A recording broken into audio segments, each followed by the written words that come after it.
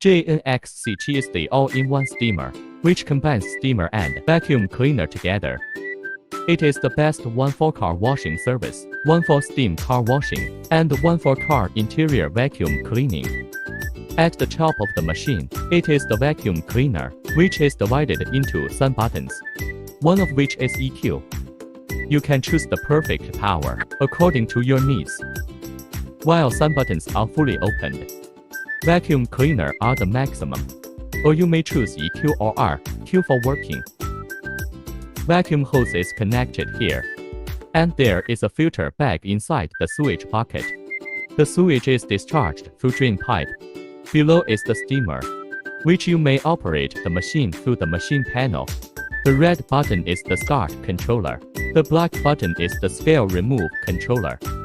And the LED light shows the status of the machine.